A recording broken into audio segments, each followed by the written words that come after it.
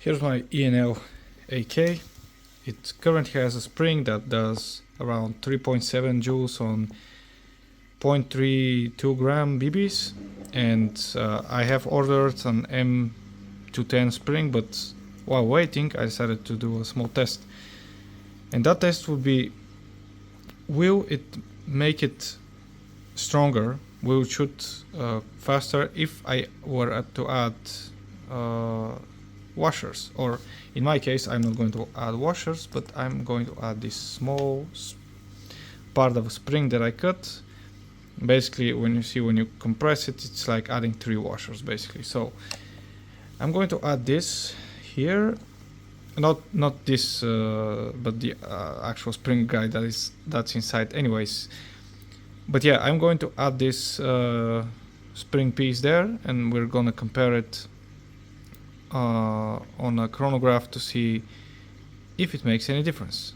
So let's do it before, let's change it, and let's do it after.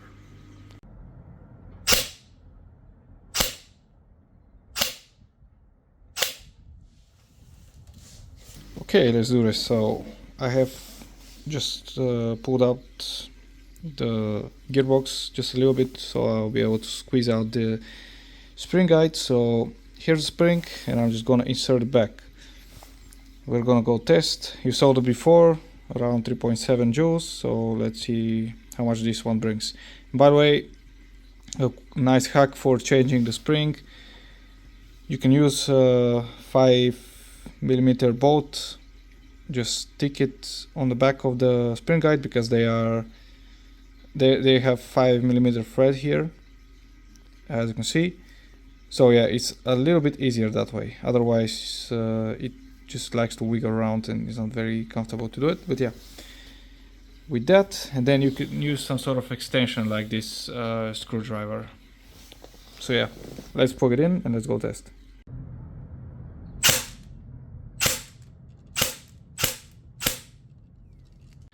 Okay, I messed up a little bit. So what happened is my airsoft gun basically blocked, because this turned out to be a little bit too much, and there wasn't enough space for the spring to compress, so it just was stuck. So in that case, the quick spring release doesn't work, because you can't push it to pull it back. So I had to disassemble the gearbox and yeah, remove the spring that way. But yeah, the reason why I did that is because I had these basically this bearing on the cylinder head, and I remember that I didn't have it actually, because I was planning to put a high stress spring. So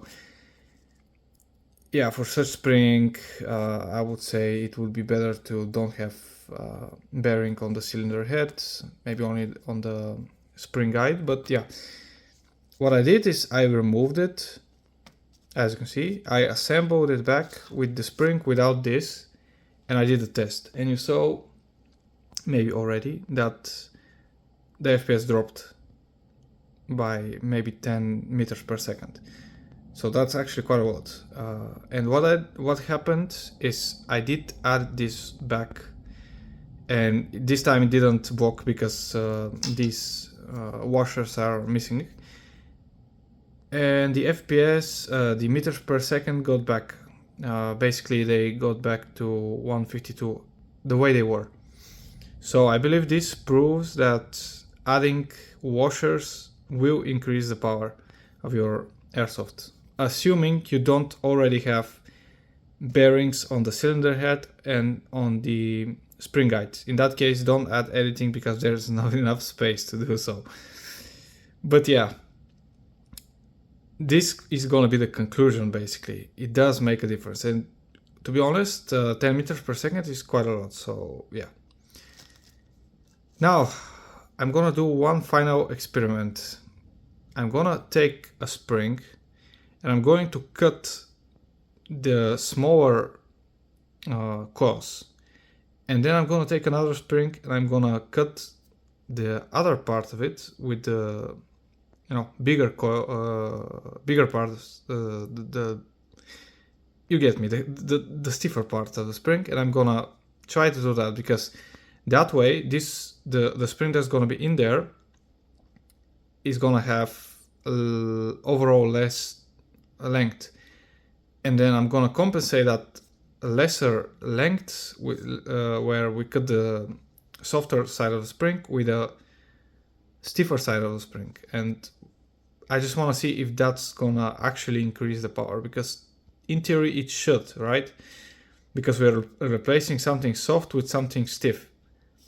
But let's see that. I'm gonna do that right now and we'll do some tests.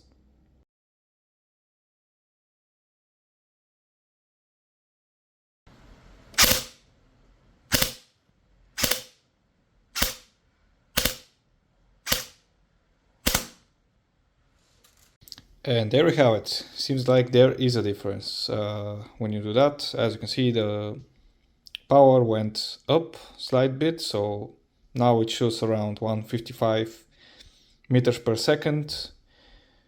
So hopefully that was informative. To conclude, yes, adding washers does increase the power. Adding too much washers will block your gearbox, and then you have a problem because you will have to disassemble it and fix it. If it's not a quick spring, or if it is, I mean, it doesn't matter. You need to disassemble it. What else? Yeah, be careful with these Warhead motors, because the ends here are a little bit fragile. So I did break it because I kept disassembling it. Fortunately, I have another motor here. It's Warhead again, but yeah, now I need to grab the I need to, weld it, basically. But yeah, hopefully that was helpful, and I'll see you next time. Well, I didn't waste 200 euros, thankfully, thanks to my little soldering station. It's all good for more shooting.